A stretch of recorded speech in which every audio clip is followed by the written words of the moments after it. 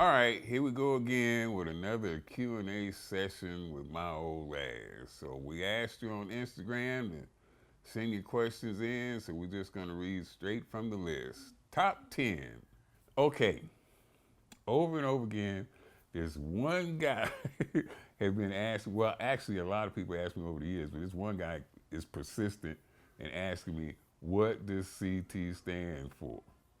So, I'm going to finally tell you that CT stands for set trick.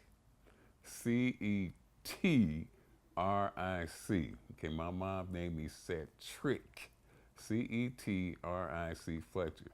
So I had a best friend in third grade who was named Cedric. CEDRIC, which is, is mostly how it's spelled. I've never ran into another Set Trick except my son, CETRIC. So my mom wanted to be a little different, so she put a T in there.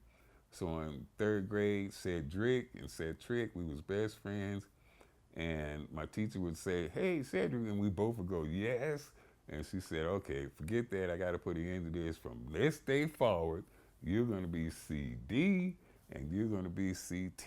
And that was in the third grade. Mrs. Berry named me CT Fletcher, or nicknamed me CT Fletcher. And it wasn't until my mother passed away in 2004 that I had it legally changed. Now, everybody always called me CT from the third grade forward, but out of respect for my mom, I didn't have it legally changed until I was 24. Until she passed away in 2004. I think I was 44 years old. I had it changed to CT Ali Fletcher. So that's my legal name, CT Ali Fletcher. But until my mom passed away, it was Set Trick. All right, there you go, motherfucker. The secret's exposed. Patrick, that's an easy question to answer without a doubt. Being a dad, having kids, my number one achievement. Not even close. Yes, I definitely remember my first PR that I wanted to achieve was benching 315 pounds. And it was something that was achieved in the ninth grade. I was able to bench press 315 pounds in ninth grade. And before I left high school, the second goal was to bench 405 because my big brother Walt did it. And I tried to do everything he did. So 315 on the bench was the first goal. Lee Haney, reverse shrugs. It didn't take me long to answer that because I don't see a whole lot of people doing them. But once I seen the great Lee Haney do them, I was hooked on them. I think you should focus on always, the only thing you can always control. You can't control what anybody else does, but you can always control what you do. So focus on giving 100% of your effort. Focus on effort. Effort is number one. Make sure you give 100% of your effort every time you step in the gym. If you don't feel good that day, give 100% of your not feeling good strength. If you feel great, give 100% of that great strength. Give 100% of however the fuck, whatever the fuck you got in the tank, give 100% of it so when you leave the gym, that tank is empty. It would be the Corvette slash 62, 63 Corvette that J&D Corvette is working on for me right now because it's one of a kind. It's a dream, and it's been in my fucking head ever since I was a kid. So to try to make it come to life, no other one on the planet like it, without a doubt, that's the favorite. For biceps, boy, that's hard because standing straight bar curls was my favorite for years when I first started out. That was the go-to, and it's what prepared me for the strict curl. I mean, I had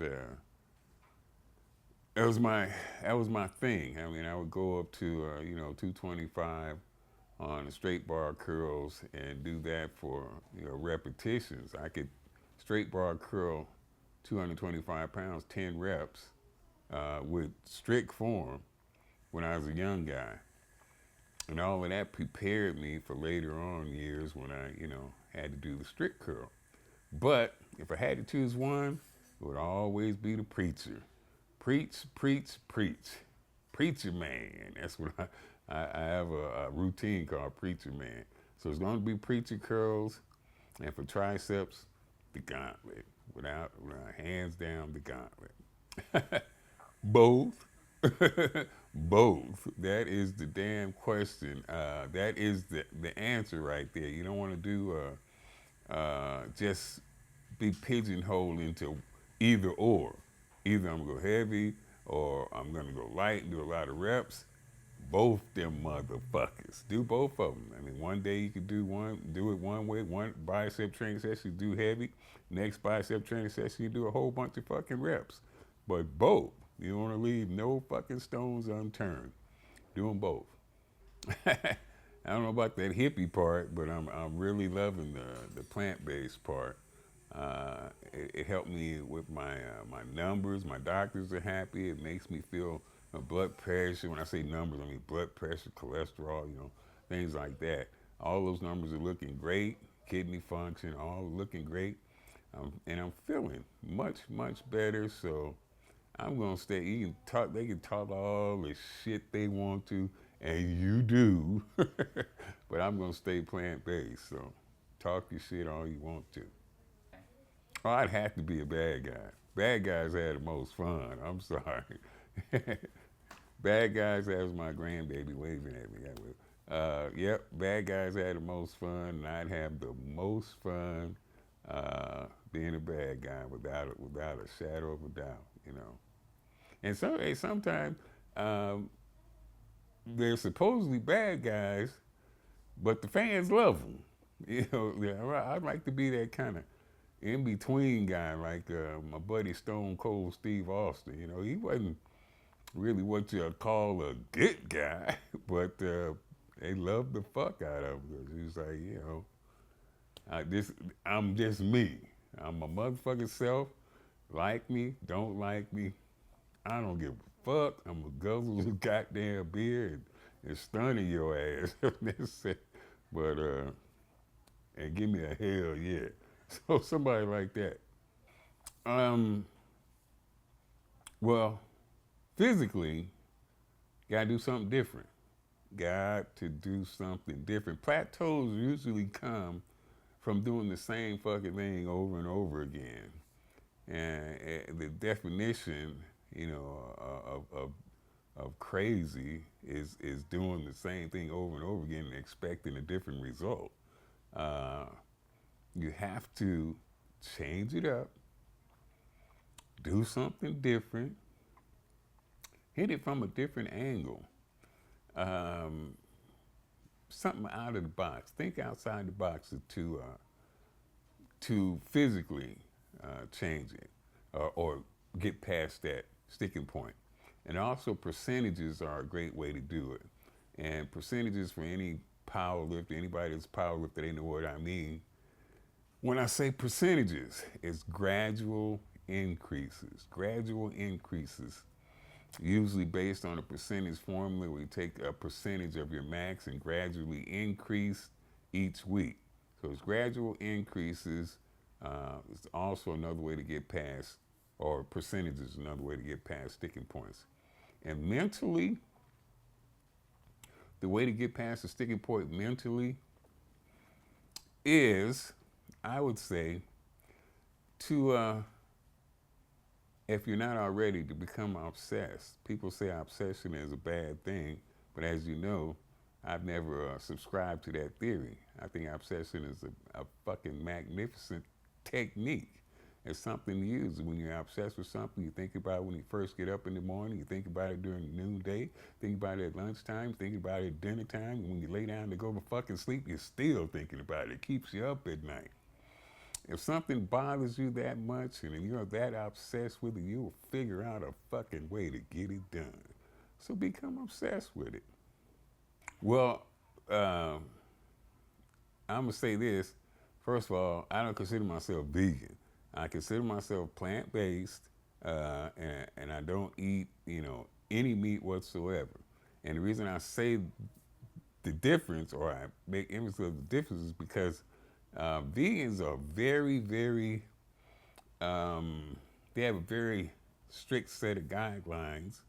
And my strictness is completely because the reason I don't eat any meat whatsoever is completely because of health reasons. Health reasons. I want to be healthier.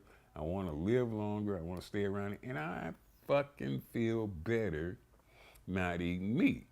Now, I know vegans have a whole nother side, a whole nother reason that, the animals, they're very concerned about animal welfare, and they'll, quick to jump down the throat of anybody who's, not in line with the way they believe. I'm not trying to convince anybody to do anything. I'm not trying to convince them to not eat meat.